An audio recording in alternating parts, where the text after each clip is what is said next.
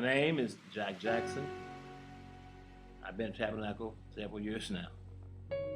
Many generations of Tabernacle members, including those gone on, have been eyewitnesses to some remarkable history occurring at this hallowed site located at Home Avenue and Broadway in inner West Dayton.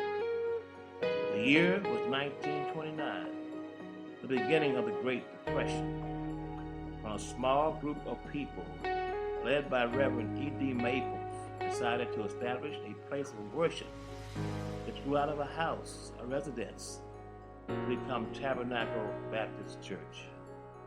No visionary, certainly none of those early charter members, could foresee the religious, social, and cultural impact Tabernacle would have on this entire region of the city well into the 21st century. Historically, the foundation of our original structure was built over a network of caves and caverns which were part of Harriet Tubman's Underground Railroad system, moving slaves and freedmen to points north above the Mason-Dixon line during and shortly after the Civil War. Becoming a fixture at Home Avenue and Broadway, Tabernacle became not only a great place of worship, but also the nerve center for ideas and training and assisting its members in the day-to-day struggle against racism. Lest we forget, our ancestors had to endure and survive in an era of segregation and Jim Crow here in Dayton, long before the nation became more enlightened.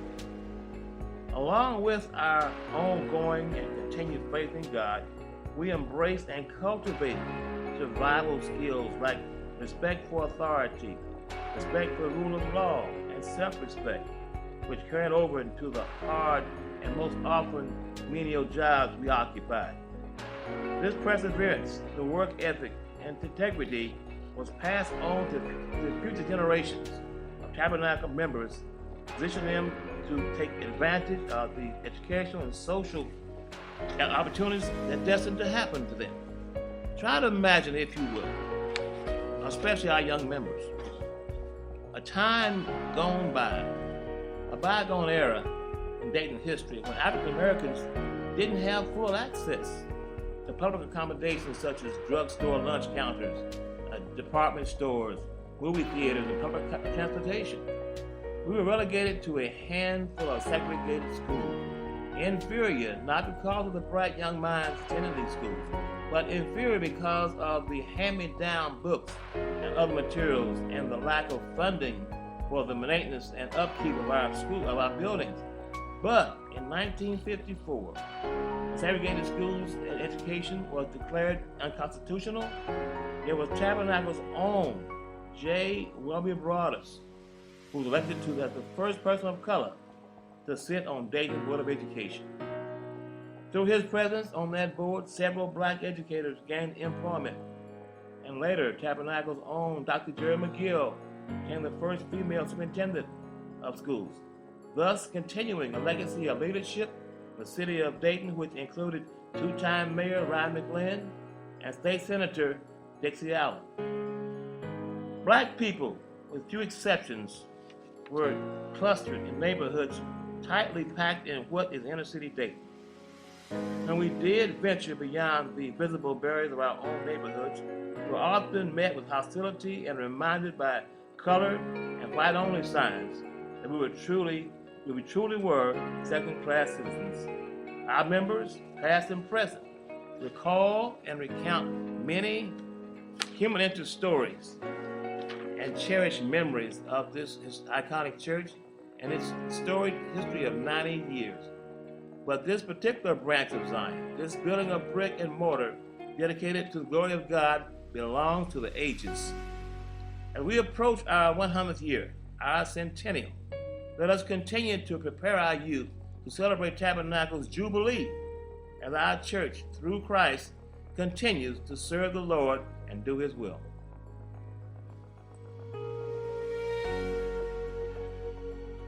And don't forget to join us for Frangelism for Friend and Family Sunday, June 30th, 2019. Again, don't forget, Frangelism.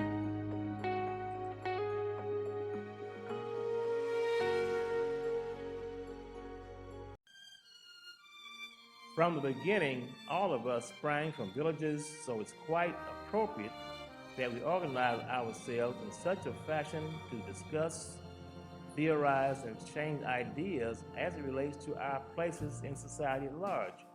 Our forum, composed of seniors and younger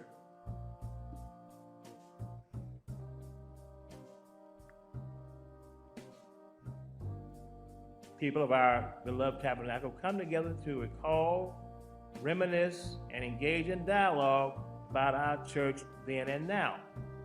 A solid base was laid and built upon by past generations of tabernacle members, and now the current and future generations must commit to adding to and continuing the legacy of our great church.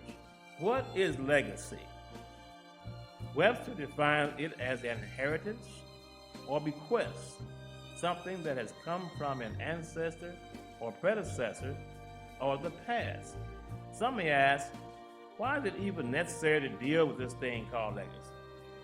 I believe it shows respect for the yeoman toil of our ancestors and also an opportunity for current generations to contribute and to add to something greater than ourselves. Legacy is aspiring, calling out for all of us to be partners in the greatness of our people, justifying our existence in the family of human groups. From a more personal perspective, as it relates to our people, doesn't it make our hearts burn to know about the supreme sacrifices made by the heroes and heroines from the beginning of our African American Odyssey in this country in 1619? We all know the narrative, the story, as it's been told and retold down through generations since those first Africans who landed in Virginia. This year, 2019, marks 400 years since our history in this country began, commemorating those first Africans, our early ancestors. Let's get ready for our second Village Forum to occur on November 16th, 2019, at 10 o'clock a.m. until noon on Saturday. Bring out family, friends, relatives, former members of Tabernacle to have a very informative and very enjoyable time to listen to and be a part of our second Village Forum. Thank you.